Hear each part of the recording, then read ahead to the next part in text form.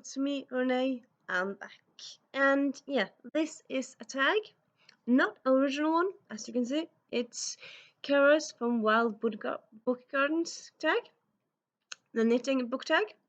I was tagged by Annalisa Eli a few weeks ago, but yeah, here I am doing it. Yeah, just me to start off. I do like knitting. I like knitting. I know how to do. Crocheting, I don't know how to do. I have kind of wanted to learn it, but I kind of haven't really done it yet. So yeah, but I like knitting. I learned to knit in middle school because we had to it was for a class, and then I started knitting again a few years ago when I was studying, because everyone was knitting then. So we got together, knitted together, and talked together. So that was a fun social thing to do. And since then, I've kind of kept up with it really. I knit mostly during winter and fall because I don't know, to me knitting is like very much a fall, it's something you do inside when it's dark outside. And so yeah, when it's sunny I don't really knit that much. Like when it's sunny and warm I don't really knit that much, and I just sit outside read instead of walking around inside. No, I sit outside and read. But yeah, also, knitting is, I suppose, in a way, like me, a bit. Knitting to me is like me in a way, a bit chaotic, because I really like knitting, but I'm not really organized. So, knitting a sweater or knitting, I don't know, pants or something big, that's not really for me. I usually knit scarves or baby blankets or stuff like that, where it's just kind of knitting back and forth until I decide, you know what, now it's long enough. So yeah, following patterns, that's not really something I do. But yeah, I like knitting, but not in an organized form. I don't really think I'll ever knit a whole clothing mm, clothing thing really. I suppose, yeah, I could knit a hat, but that's about hat or scarf. That's kind of about it for me. And yeah, I don't really. Yeah, I suppose you might think shouldn't you want to learn to knit pants or whatever? But I don't know. For me, I don't really. I suppose it's really this idea of always being better and always moving forward. I like knitting, but I like knitting the way I do it, and I don't really have a interest, or at least at the moment, to go further in my knitting. So yeah, that's that really. So yeah, the point of time, this is what I'm knitting, and I'm liking it. And yeah, yeah, a little info-ish there. And let's get to the prompts. First prompt or question: cast on. The first section you go to whenever you go to a bookstore or library. With me, I think I still kind of, the first one I go to is more or less always the YA section or the middle grade section. And yes, I do read more adult nowadays than before, but I don't know. I often tend to go towards the YA middle grade first. And also if I go to I suppose in a way it's a bit of toss up.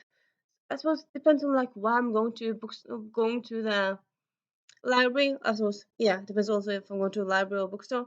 If I'm going to a library in search of something for a readathon, the 24-hour readathon, I always often go to the middle grade first, because I like to find some fun biographies, and that's often what you find in the middle grade section, or that's often where you find that. Um, if I'm just kind of going around to browse, then I might go to the English section first, because I mean I live in Norway, so the whole section isn't English. So yeah, I suppose it depends on what I'm going to, what my purpose is. But yeah, either the YA middle grade or the English section is kind of where I go first, and then afterwards I might just go browse around and kind of look at what's new. But yeah, first the YA or middle grade or the English section. It's kind of often where I go to first. Next question. Knit a super hyped book that delivered. Here I'm going to go with The Very Secret Society of Irregular Witches. Came out this year. and I heard only good things about it.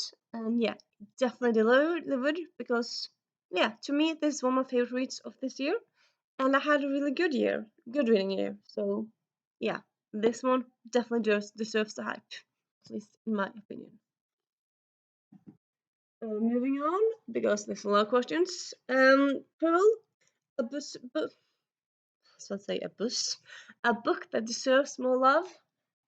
Well, this one I feel it's a bit difficult in a way because I feel like a bit braggy to say that. I feel like a lot of what I do on my channel, I often talk about books that other people don't talk about. Like in general, I don't always read new books. I often tend to go towards underrated books or like books that not everyone's talking about. Like for me, when I check out or when I pick up a book, I often go for the summary and the title and like if it's an author I've heard of before. And that's not always doesn't always mean it's a new big hyped book, but I will still pick it up. And yeah, so I always talk about books that I really enjoy, and sometimes there are books that those are books that aren't talked about in other bookstore channels and whatnot. I feel like I often talk about underrated books. But yeah, I decided to go for a book. I talked about it before here, but yeah, it's a new book, and I feel like in a way, often I feel like underrated books or like underappreciated books are often older books. This is a new book from this year. Still, I feel like it's been slept on. So yeah, it's The Bone Spindle by Leslie Water, the first in a series. I'm not sure how long it is, but yeah, it's a Beauty and the Beast retelling. Well, remix. I would say more like yeah, just yeah, it's more like a remix because it's not purely just Beauty and the Beast, but it has elements. Sorry, Beauty and the Beast. It has elements from Sleeping Beauty story, but it also has elements from other fairy tales. Like it's a world where there's curses and witches and those kinds of stuff, werewolves and witch hunters and yeah, that kind of stuff. And I really, really enjoyed it. It was also kind of fun because I almost didn't pick it up because okay, so it's been described as um for fans of Akatar and fans of I don't know Holyback, but also described as Sleeping Beauty mixed with Indiana Jones. And I really like Indiana Jones and I like Sleeping Beauty, but Akatar isn't really my jam, and Blue Black isn't really my jam. So I was like thinking, should I read or not? Because some of the things that it's contemporary I like, and some of the things I don't like. But I ended up giving it a chance, and yeah, very much enjoyed it. Yeah, also, yeah, it was also one of the rules, like one of the interests were a book you should really give it a chance because I started in like March and didn't finish it before fall. And it wasn't really like the book was bad, like in the beginning, in the first chapter or the second chapter and stuff like that. I just kind of found other shiny books to read. But yeah, when I really got into it this fall, I enjoyed it so much, and I read it more or less in one switch sitting. And yeah, highly, highly recommend it. And I kind of feel like it's been slept on. And then we have the next prompt, which is Chopped.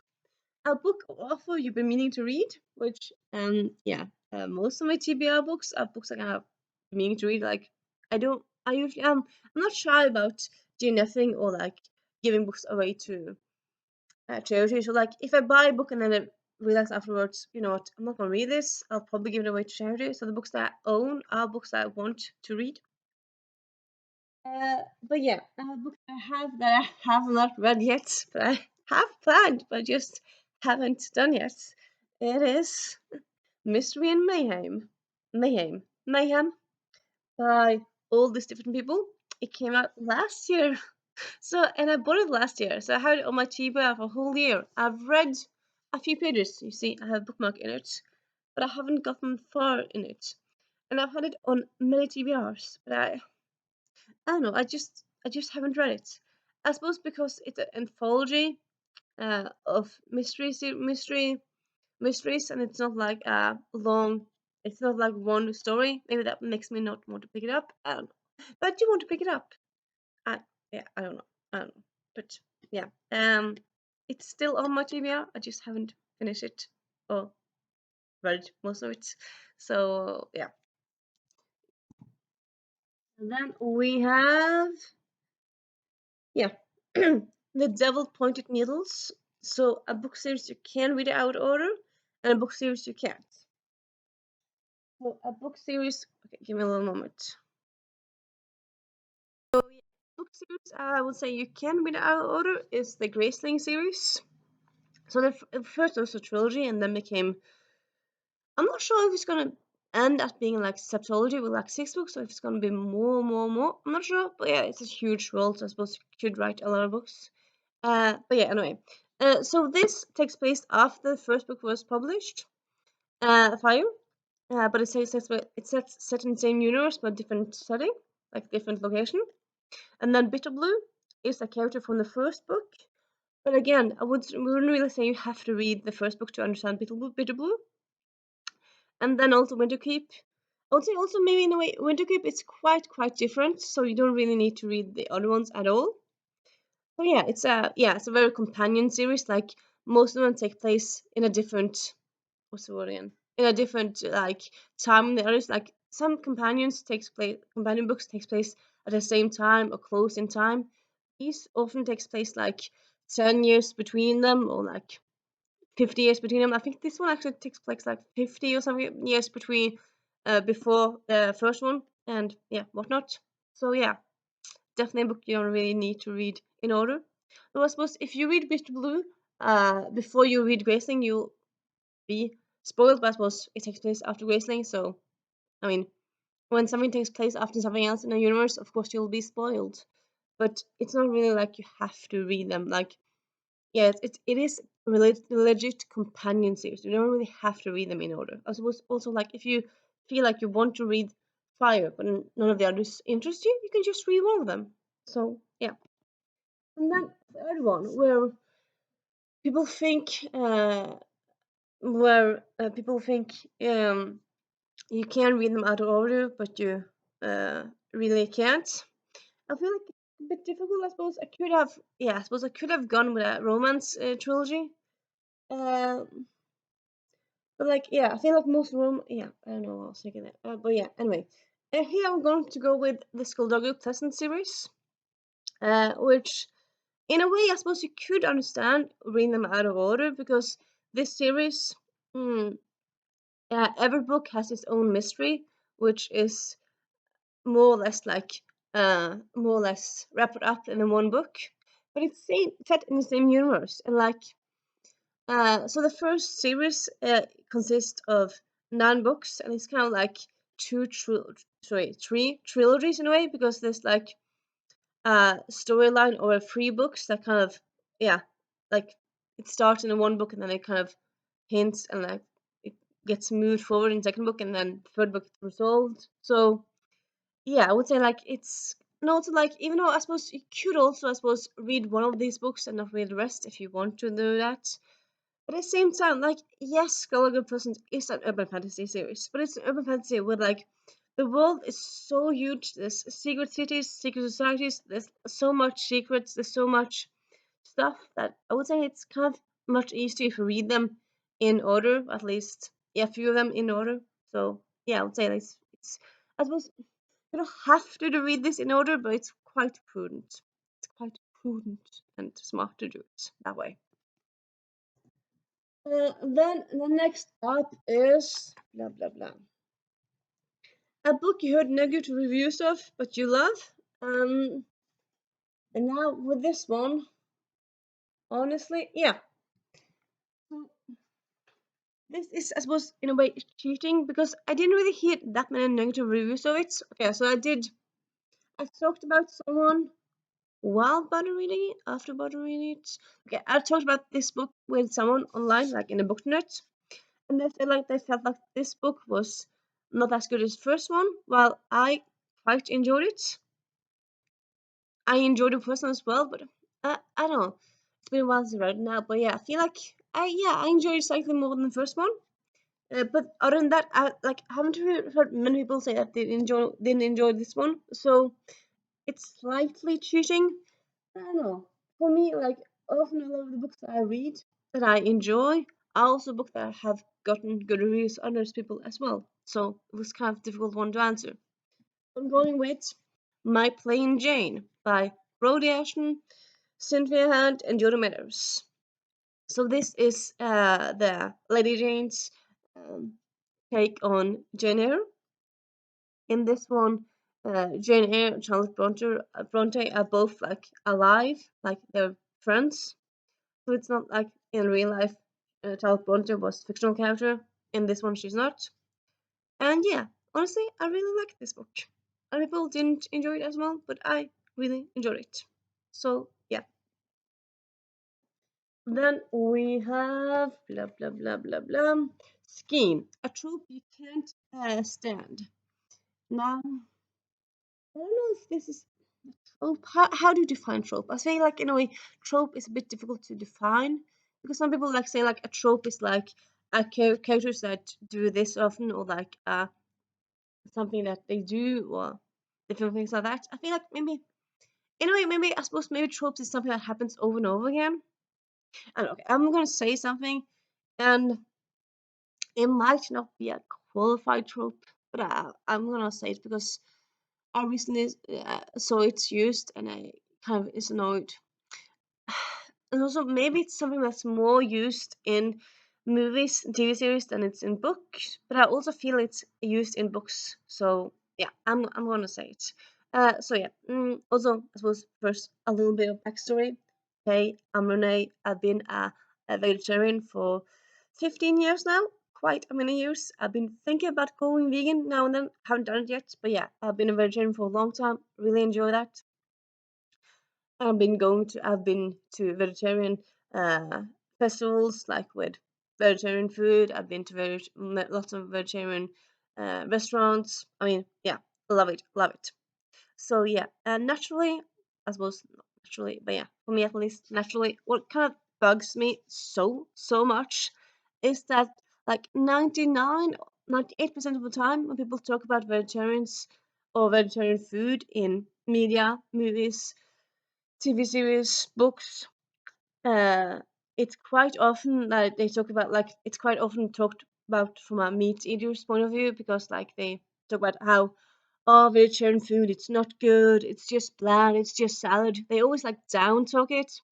So I suppose all the screenwriters and all these people are not never vegetarians because always talk about how vegetarian food is not good.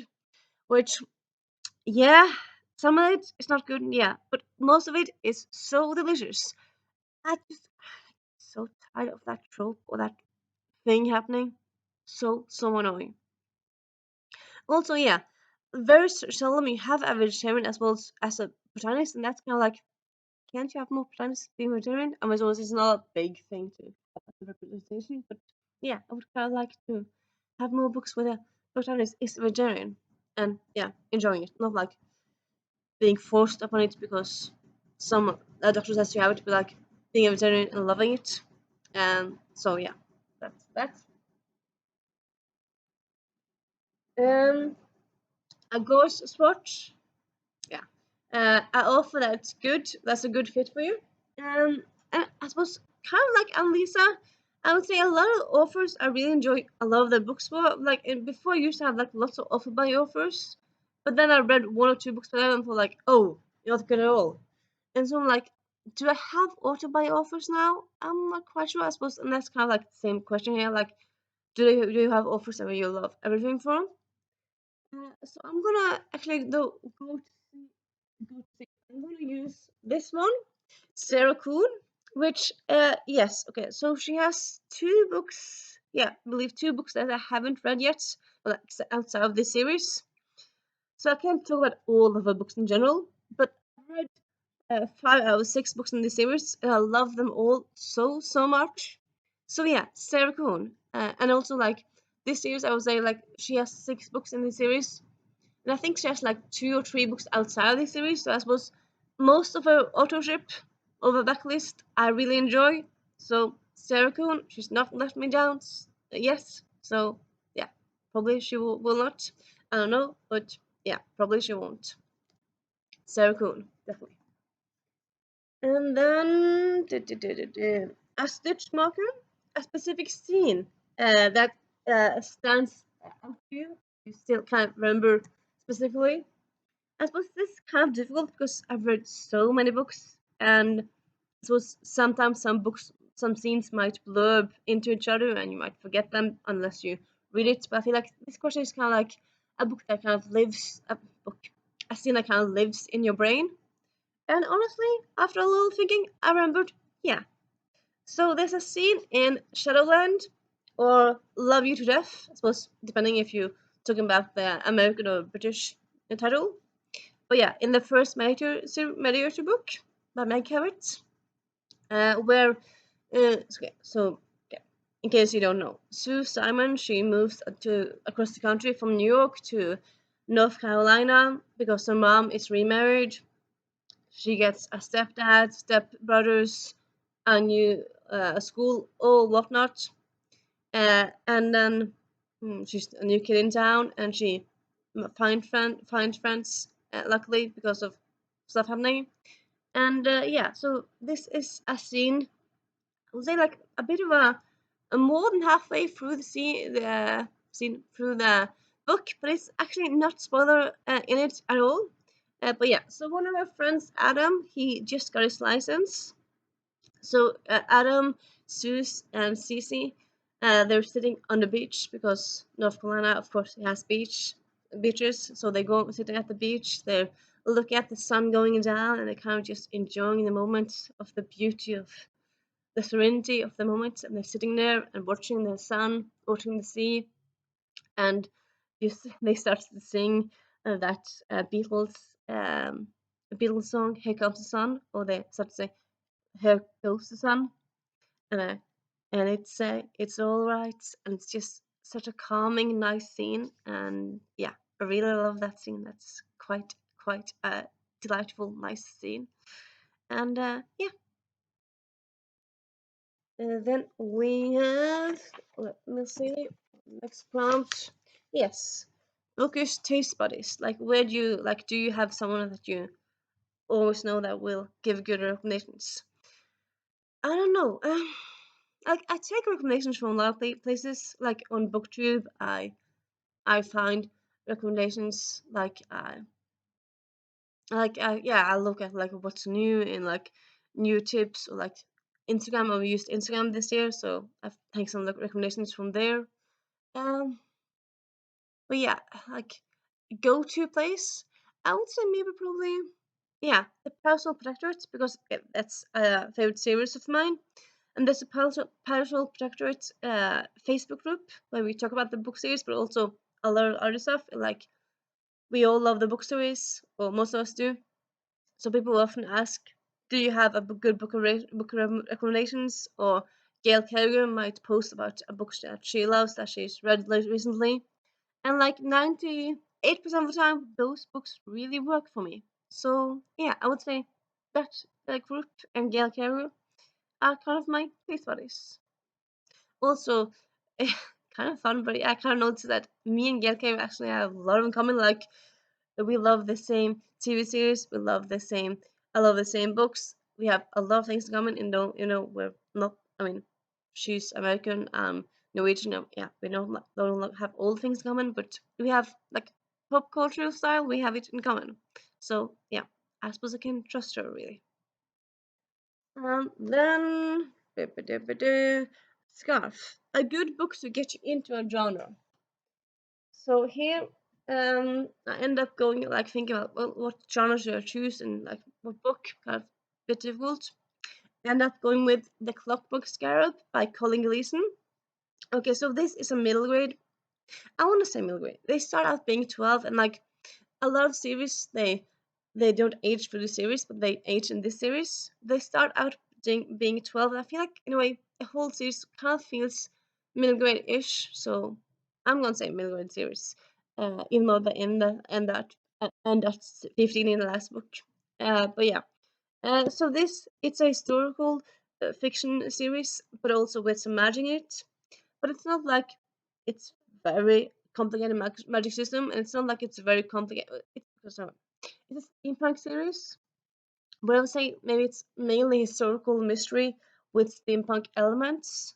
So if you like historical uh, historical stories, if you like history, and you kind of want to dip your toe into like something that talks about alternative history, like in this series, yeah, you have like it's kind of interesting blend because you have Bram Stoker, which is a real life person, but you also have Dracula, who's a real life person in this universe. So you're mixing real people and fake real people in this whole one world, which quite fun. And yeah, also Sherlock Holmes is real in this world.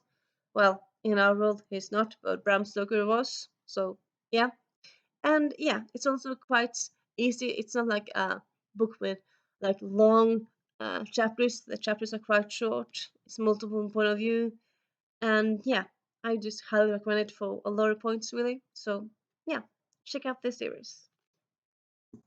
And then, what is the next prompt?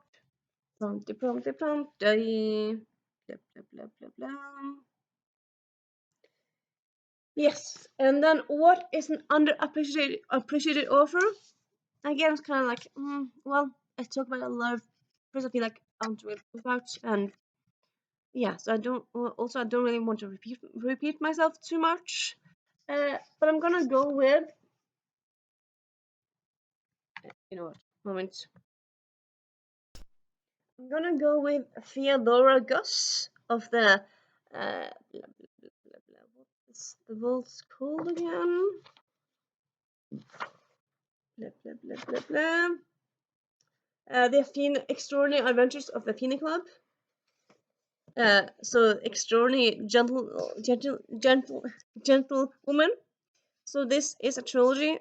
She also has other books that I haven't read yet. But yeah, I feel like also like yeah, this trilogy is definitely slept on.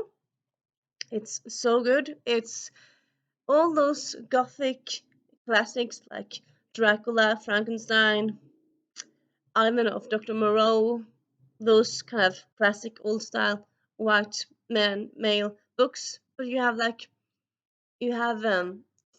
female perspectives from those stories. Most of them are like from the stories, and some of them I think are like kind of imagined. But yeah, so you have like female gothics running around solving mysteries. Also, Sherlock Holmes is also in this universe, and yeah, I love it so much. Do I feel like the third book is not as good as the first two? Yes, but as as a trilogy, yes, very, very good.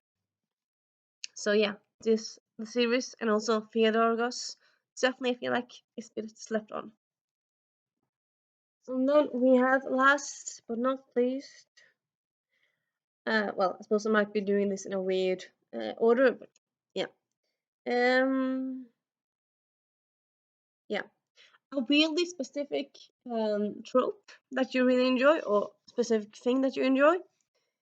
I don't know, like specific thing that I enjoy. I enjoy a lot of stuff. And I don't know how specific this is because like how would you define it really specific? Like does it have to be like this, and this, and can it just be two elements? There's a lot enjoy a lot of things. You know what? I'm just gonna say the thing that I've kind of thought about, which is time travel with a second element. Because yeah, even though like Doctor Who is one of the world's most seen and most famous TV series, and Back to the Future is a very famous TV movie, but like time travel in books, I feel like it's never really talked about. It's not never really thing that people say like time travel. I mean, people. I feel like people often talk about retellings. They talk about romance, and yeah, time travel in books. I feel like it's not really getting uh, the same. It's not really getting the same hype as it kind of deserves, and kind of other aspects of books get. But yeah, I love time travel, but I also love when there's something else like time travel, and then they meet a historical person, like time travel, and they meet William Shakespeare, or they time travel and there's also magic abilities, or there's time travel and they also can, yeah, time travel and there's also like they meet, I don't know, try to kill Hitler, or like yeah, time travel plus another fun element. So I suppose time travel plus, which is specific. How do you define specific? It's specific-ish. I mean, it's within the fantasy, and then there's time travel, and then there's more. So yeah, it's kind of specific. So yeah, I'm just gonna leave it at that really. And yeah, so this tag was quite fun. And yeah, I'm not quite sure how many people have done it. I think a few people have done it. And it was tagged by Annalisa, so I know that she has done it.